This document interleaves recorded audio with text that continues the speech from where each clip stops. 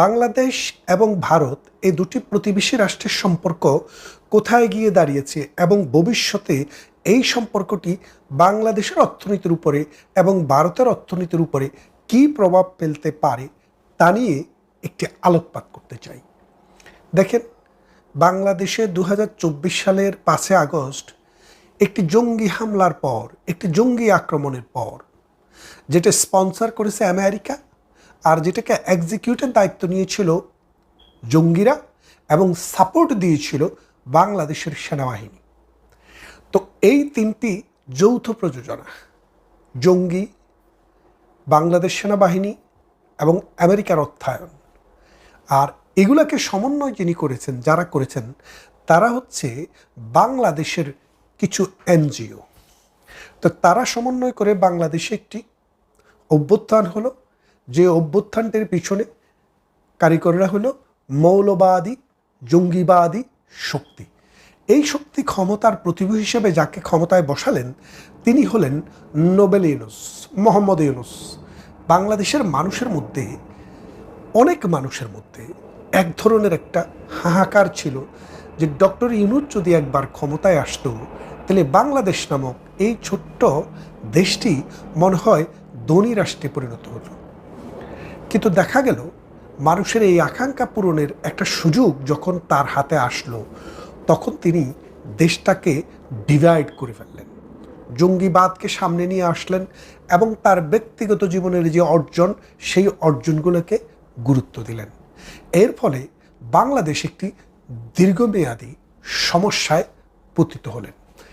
বাংলাদেশের সবচেয়ে পুরনো রাজনৈতিক দল বাংলাদেশ আওয়ামী লীগকে রাজনৈতিকভাবে প্যারালাইজড করার চেষ্টার অংশ হিসাবে বাংলাদেশ আওয়ামী লীগের সমস্ত কার্যক্রম নিষিদ্ধ করলেন এবং একটি নির্বাচন করলেন, পাতানো নির্বাচন, ম্যানুফ্যাকচার্ড নির্বাচন, ইঞ্জিনিয়ারিং ইলেকশন, যেখানে প্রধান শক্তি বাংলাদেশের সবচেয়ে বেশি মানুষের প্রতিনিধিত্বশীল আওয়ামী লীগ নেই। সেটিকে নির্বাচন বলাটা অযৌক্তিক, বরং সিলেকশনের মাধ্যমে একটি রাজনৈতিক দলের হাতে ক্ষমতা দিয়ে গেলেন। তো এর ফলে ভারতের সাথে বাংলাদেশের একটা দূরত্ব তৈরি হয়। দুইটা কারণ। প্রথমত, যখন জঙ্গি হামলা শুরু হয় বাংলাদেশে তখন বাংলাদেশের প্রধানমন্ত্রী ভারতে আশ্রয় গ্রহণ করেন। এটা কিন্তু প্রধানমন্ত্রী শেখ হাসিনার জন্য প্রথম ভারতে আশ্রয় গ্রহণ নয়। তার পিতাকে যখন 1975 সালে মৌলবাদী পাকিস্তানি গোষ্ঠীর মদতপুষ্ট একদল সেনা আমেরিকার অর্থায়নে এবং আমেরিকার তত্ত্বাবধানে যখন হত্যা করে, তখনও এই প্রধানমন্ত্রী শেখ হাসিনা জার্মানি থেকে বহু দেশ ঘুরে ভারতেই কিন্তু আশ্রয় নিয়েছিলেন। সুতরাং এই আশ্রয়স্থলটি শেখ হাসিনার জন্য নতুন নয়, এটি পুরনো। এবং এই বাংলাদেশের জন্মের সাথে ভারতের সম্পর্ক ছিল 75 পরবর্তী সময়ে আবার অসাম্প্রদায়িক চেতনার হাতে ক্ষমতাটি যাক, সেই ক্ষেত্রেও ভারতের অনেক ভূমিকা ছিল। আজকের দিনেও এই অসাম্প্রদায়িক চেতনা বাংলার জমিনে আবার প্রতিষ্ঠা হবে, সেই জন্য ভারতের অবশ্যই ভূমিকা থাকতে হবে এবং থাকবে। আমেরিকার ভূমিকা থাকবে জঙ্গিবাদের উত্থানে আর ভারতের ভূমিকা থাকবে জঙ্গিবাদের পতনে। খেয়াল করে দেখেন, ইরাকে জঙ্গিবাদ, সিরিয়াতে জঙ্গিবাদ, লিবিয়াতে জঙ্গিবাদ, আফগানিস্তানে জঙ্গিবাদ, পাকিস্তানে জঙ্গিবাদ, এই সমস্ত জঙ্গি দর্শনের যে অর্থ, এগুলো সব কিন্তু আমেরিকা স্পন্সার করেছে। আমেরিকার কারণেই কিন্তু পৃথিবীতে এই জঙ্গিবাদের বিকাশ হয়। আর এটা যেতে যেতে যখন ফ্র্যাঙ্কস্টাইনের দৈত্যের মতো হয়ে যায় তখন আমেরিকা সেখানে এসে যুদ্ধে অংশগ্রহণ করে এবং সেই দেশটিকে ধ্বংস করে। এখন আমি যে কথাটি বলছিলাম যে ভারত ও বাংলাদেশ সম্পর্ক, খেয়াল করে দেখেন ইউনুসের জামানায় ভারতের মানচিত্রকে ব্যঙ্গ করে বাংলাদেশে ভারতের কিছু অংশকে নিয়ে আসার চেষ্টা করেছে। ইউনুস ভারতের যে 7টি স্টেট রয়েছে বাংলাদেশের 3 পাশ ঘিরে, সেগুলোতে ব্যবসা বাণিজ্যের কথা, সম্প্রসারণের কথা চিন্তা করেছে ভারতকে বাদ দিয়ে।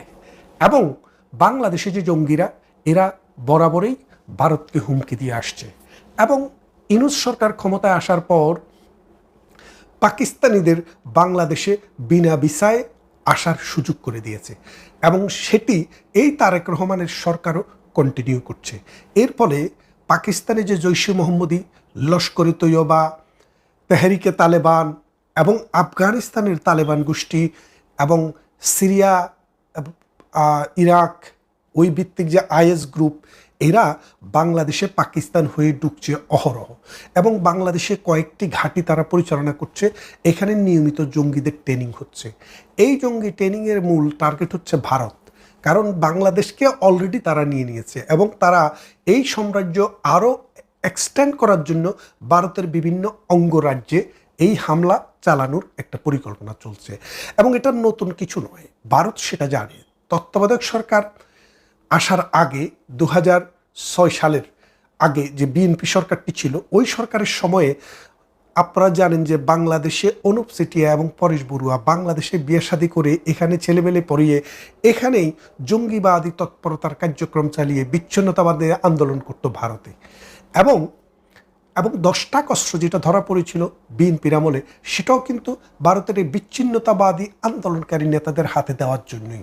যার কারণে ভারত বুঝেছে যে এই বাংলাদেশে বিএনপি সরকার বা জামাতের সরকার বা 4 দলীয় জোট সরকার মানে হচ্ছে জঙ্গিবাদের আস্তানা। এই জন্য তারা সবসময় খুব টেকনিক্যালি প্লে করেছে।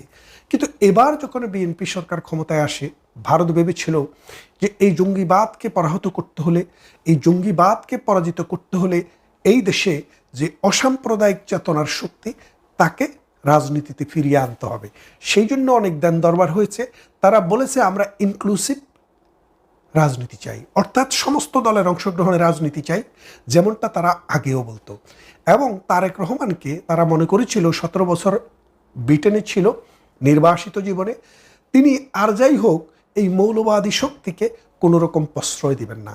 এই কথা মনে করেই কিন্তু ভারত এই তারেক জিয়াকে বাংলাদেশে প্রত্যার্পণে সহযোগিতা করেছে, এবং এই নির্বাচনে যেন তারেক রহমান জয়লাভ করে আওয়ামী লীগের অ্যাবসেন্সে, সেদিকেও কিন্তু ভারতের একটা প্রচ্ছন্ন সমর্থন ছিল বলে অনেকে বলে থাকেন, যদিও এর কোনো সুনির্দিষ্ট প্রমাণ আমার কাছে নেই।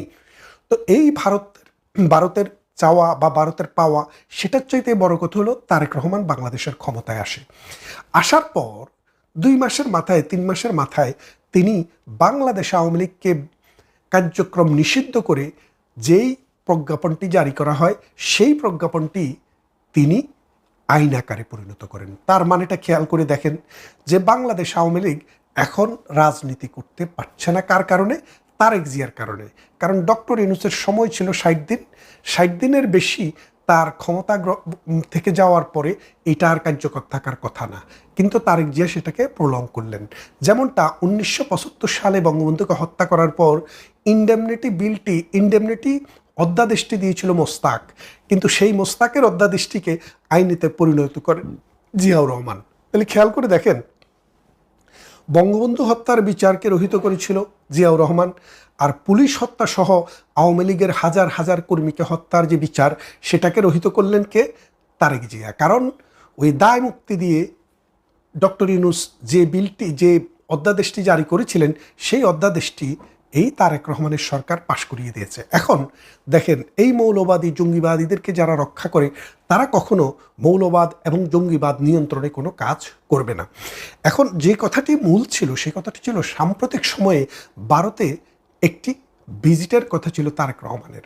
সেখানে 2টি শর্ত জুড়ে দিয়ে সেখান থেকে তিনি সরে আসলেন, কিন্তু আলটিমেটলি ভারত হারেনি, বাংলাদেশ জিতেনি। হেরে গেছে, মানে বাংলাদেশের তারেক জিয়ার সরকার জিতেনি, হেরে গেছে বাংলাদেশ। কেন হেরে গেছে আপনারা বলি। বাংলাদেশের অর্থনৈতিক উন্নয়নে, বাংলাদেশের অর্থনীতির গতি এবং মানুষের জীবনকে ঠিক রাখতে আমাদের বৃহত্তর প্রতিবেশী ভারতের যে কী পরিমাণ ভূমিকা, সেটা আপনারা যদি গত 53-54 বছরের ইতিহাসটা একটু খেয়াল করেন, তাহলে দেখবেন আমাদের যখনই বিদ্যুতের সমস্যা হয়েছে, আমরা ভারত থেকে বিদ্যুৎ এনেছি। আমাদের পেঁয়াজের সমস্যা, কাঁচামরিচের সমস্যা, চাল ডাল লবণ তেলের সমস্যা, আমরা ভারত থেকে সেটা এনেছি। আমাদের গ্যাসের সমস্যা আমরা ভারত থেকে এনেছি। ডিজেলের সমস্যা, সেটা আমরা ভারত থেকে এনেছি। ভারত আমাদেরকে বিনা পয়সায় দেয়নি, টাকা দিয়েই দিয়েছে। কিন্তু সবচেয়ে বড় যে বিষয়টি, পৃথিবীর অন্য কোনো দেশ থেকে যারা এই সাহায্য দিতে পারে, তাদের কাছ থেকে যদি আপনি সেটা আনতে যান, আপনার যেই সময়টা ট্রান্সপোর্টেশন এবং কমিউনিকেশনে লাগে এবং যে কষ্টটা লাগে, সেটার চাইতে 3 ভাগের 1 ভাগ দিয়ে ভারত থেকে আনা যায়। যার কারণে আমাদের প্রয়োজনেই কিন্তু ভারতকে আমরা এই ব্যবহারটা করেছি। এখন খেয়াল করে দেখেন, বাংলাদেশের 3 দিকে ভারত, মাত্র একদিকে হচ্ছে বঙ্গোপসাগর। 1971 সালে যখন মহান মুক্তিযুদ্ধ চলে, তখন ভারত পাকিস্তানকে তার সীমানা বন্ধ করে দিয়েছিল, অর্থাৎ ভারতের যে আকাশ সীমা, সেই আকাশ সীমাটি ব্যবহার করা ভারত বন্ধ করে দিয়েছিল। যখন ভারত বন্ধ করে দেয় তখন বাংলাদেশে একটি ফ্লাইট আসতে হলে প্রথমে সেটি কলম্বোতে যেত, কলম্বো থেকে বাংলাদেশে বঙ্গোপসাগরের উপর দিয়ে আসতো। এর ফলে আমাদের যে বিমানের খরচ এটা 2 গুণ বা 3 গুণ বেড়ে যেত। এখন বর্তমানে ভারতের সাথে আমাদের যে সমস্যাটি, এই সমস্যার ফলে আস্তে আস্তে ভারত যদি এই রকম অবস্থায় যায় যে ভারতের আকাশ সীমা দিয়ে বাংলাদেশের কোনো বিমান চড়তে দেব না, আপনি কি করবেন? ভারতও আমাদের আকাশ সীমা ব্যবহার করে, যেহেতু আমাদের দেশ ছোট, এই অংশটা ভারত চাইলে পরিহার করতে পারে, এটুক ব্যবহার না করলেও ভারতের চলে। কিন্তু এটুক ব্যবহার না করলে বাংলাদেশের চলে না। এর ফলে কি হবে? বাংলাদেশ বহির্বিশ্বের সাথে ডিসকানেক্টেড হয়ে যাবে। আর কানেকশন যদি রাখতে হয় প্রথমে কলম্বোতে আসবে, কলম্বোতে আসার পর বাংলাদেশে ফিরবে।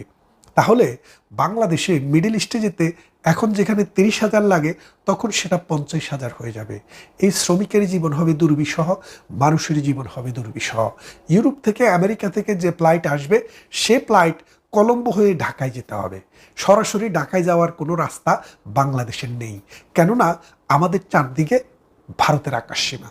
এই ভারত এটা বন্ধ করে দিবে কখন বা আদৌ বন্ধ করে দিবে কিনা সেটার চাইতেও বড় কথা হচ্ছে এই সম্ভাবনাটা আছে কিনা, সত্যিকারই আছে। এক। দ্বিতীয়ত দেখেন, আদানি এখনও আমাদের 1600 মেগাওয়াট বিদ্যুৎ সরবরাহ করে।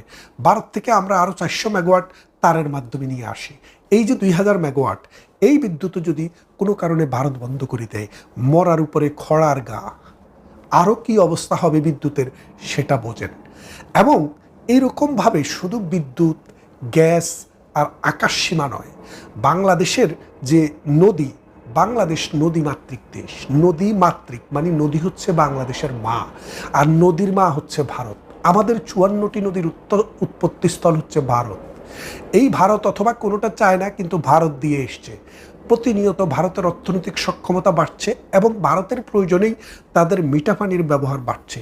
তারা যদি এই পানি ডাইভার্ট করা শুরু করে, বাংলাদেশ এই নদীমাতৃক দেশের স্ট্যাটাসটা হারায় ফেলবে। বিশেষ করে শুষ্ক মৌসুমে, যখন পানিটা আমাদের সোনার চেয়েও দামি, ওই শুষ্ক মৌসুমে যদি পানি না আসে তাহলে এই বাংলাদেশ ড্রাই আপ হতে হতে এই 18 কোটি মানুষ তো দূরের কথা, 10 কোটি মানুষকে খাওয়াবার সামর্থ্য বাংলাদেশের থাকবে না। তাই বাংলাদেশকে এখন বুঝতে হবে, ভারতকে কি শত্রু রাষ্ট্রের কাতারে ফেলবেন না বন্ধু রাষ্ট্রের কাতারে ফেলবেন। শুধু কি তাই, গঙ্গার যে পানি চুক্তি এই বছর সেটি শেষ হয়ে যাচ্ছে। এই পানি চুক্তিটি যদি নবায়ন না হয় তাহলে হার্ডিন্স ব্রিজের নিচ দিয়ে আবার ট্রাক চলবে। আমরা মাওলানা ভাসানী, গোলাম আজম এবং খালেদা জিয়া সবাইকে দেখেছি, এবং আমাদের বামপন্থী দলের নেতারা পারাক্ষা অভিমুখে লং মার্চ করেছে, এক ফোঁটা পানিও গঙ্গাতে আনতে পারেনি। পরে প্রধানমন্ত্রী শেখ হাসিনা 1996 সালে ক্ষমতায় আসার পর 30 বছরের যে চুক্তিটি করেছিলেন 1996 সাল থেকে 2026 সাল, সেই চুক্তিটির বদলতেই গঙ্গায় পানি আসে পথ করে। আমাদের খাদ্যের স্বয়ংসম্পূর্ণতা অর্জনে এই গঙ্গার পানি বিশাল ভূমিকা রেখেছে। আজকে যদি এই গঙ্গার পানি বন্ধ হয়ে যায়, বাংলাদেশের অসভ্যতার কারণে, বাংলাদেশের অবন্ধুসুলভ আচরণের কারণে, জঙ্গিবাদী মনোভাবের কারণে এবং অকৃতজ্ঞ চেতনার কারণে, তাহলে এই দেশ, এই সমাজ, এই রাষ্ট্র সত্যিকার অর্থেই ধ্বংস এবং বিলীন হয়ে যাবে।